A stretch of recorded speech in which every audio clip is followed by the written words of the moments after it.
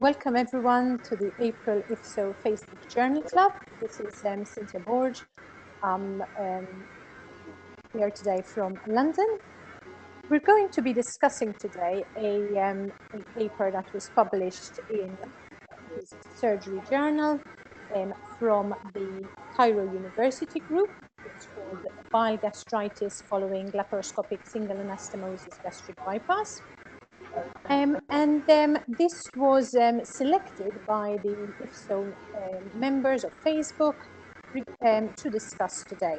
So I'd like to present Michael Shenouda from the group to tell us a bit about his paper. Hello, Michael. Hello, how are you? I'm very well, thank you. Michael, can you give us a brief description of your study, please? Okay. We have just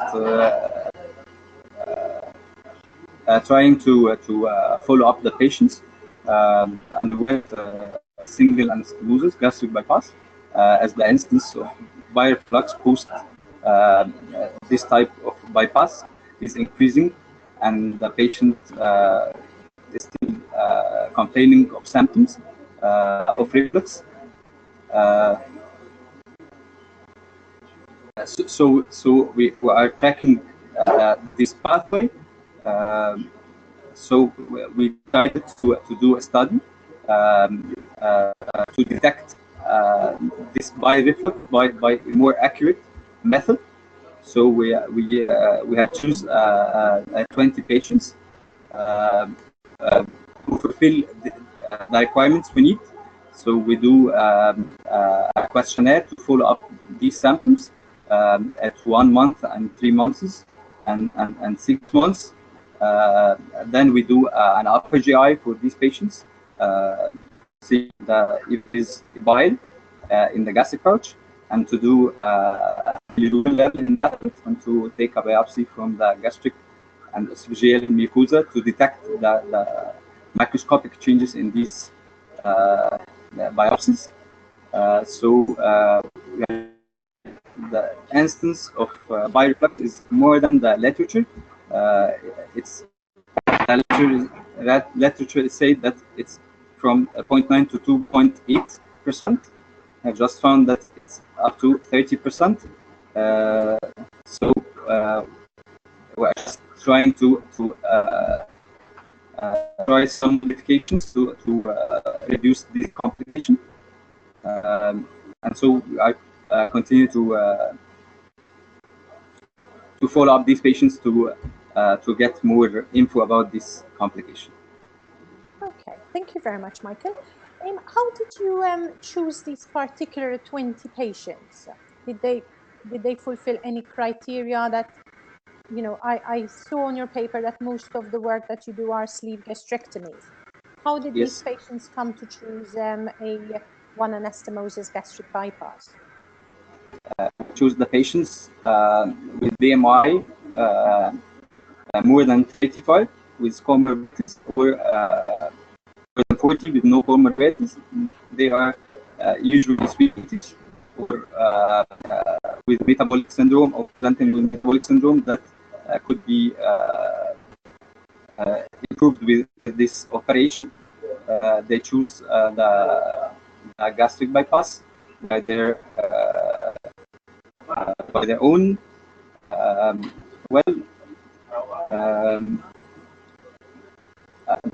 We have to take consent from these patients to do an upper GI after 6 months. Choosing these 20 patients who have consented for this upper GI. Okay, thank you very much. Can you explain to us in a little bit more detail your operative technique for single anastomosis gastric bypass? Okay, we're using the French position. We all patients receive general anesthesia for this procedure. The patient is put in the French position, who's lying down and the legs are open, and the surgeon just stand between legs we use 5 ports technique with 2 working ports left and right for the surgeon. There's a lever port in below the sternum, and an assistant port in the right anterior axillary line. We just take the first state from the left working port or the right port of the patient, and then we create the pouch using the right working port of the surgeon to do the gastric pouch, and then we do the anastomosis, the gastrointestinal anastomosis after 200 centimeters from the duodenojejunal flexion, using the 35 millimeter staple, and then we do an anchoring stitch to trying to reduce the reflux complication. And you always use the 36 French bougie to do your pouch? What? Do you always use a bougie for your pouch? Yes. Okay, and how wide is that? We did it over the 36 French bougie. Okay. It's light wider than the bougie. It's not so light. We did it along the 36 French bougie. Okay. And you always use, is your standard a 200 centimeter loop that you use? That's your standard in your department? Yes. Okay, okay. Can you just tell us how many previous cases the operating surgeon had done of single anastomosis gastric bypass before this study? I mean, is he an experienced surgeon? Is he someone who's early in his learning curve? Where is he in his learning curve? The surgeon who did the cases for us was an expert surgeon. He did over 500 single anastomosis gastric bypass before. He used to come on a weekly basis to our hospital to do these 2 cases for our thesis. Okay, so he's very experienced in yes. Single anastomosis. Okay, talking about the endoscopy and the 6-month point, why did you specifically choose 6 months? And is it something that you're following up these patients? I mean, in your protocol, are you going to be scanning them, say, in 12 months or 2 years? Why did you choose the 6-month mark? This study was a part of my thesis to complete my master's degree, and we have only 1 year to complete this study. So we decided to do an upper GI after 6 months to see the average effect of bireflux on the gastric mucosa. So we have to do it after 6 months and to follow up if there is any indication after 1 year. Okay. Were the patients still on PPIs when you did this endoscopy, or were they off PPIs? I mean, what's your protocol? Is it just 3 months? Is it 6 months? They were off PPI. Our protocol is to give the patient PPI for 3 months post-operatively, and then to monitor if there's symptoms. We have to continue for a longer period. Okay, so do you know roughly how many of them were still on PPIs at 6 months? None of them. They are not compliant for treatment. They just received the treatment for 3 months, and then all of them were stopped. Okay, okay. I know that you've taken biopsies from the pouch and from the esophagus. Can you just tell us yes. where the biopsies were taken from? You know, in the cardia, in the middle of the pouch, near the gastrojej, or where in the esophagus? Can you just elaborate a little bit? Yes, the endoscopist was taking the biopsy from the inner part, from the gastric mucosa, and here is in normal mucosa. We just take the biopsy from the proximal part near to the gastrojejunal, gastroesophageal junction to see the effect of the bile on the proximal part of the pouch. Okay. And the esophageal biopsy was taken from the part of the esophagus above the Z line to also to see the effect and the mucosa changes effect on the esophagus. Okay. And how long were these patients fasting for before their OGD? I mean, you know that sometimes if you leave even patients with a normal stomach fasting very long, then you see some bile. I mean, how long were these patients fasting from? Our protocol is to leave them fasting for 9 hours before the OGD. Before the endoscopy. Okay. Yes. And in your experience, when you are scoping these patients with single anastomosis gastric bypass, do you always see bile in their stomach? No, not always.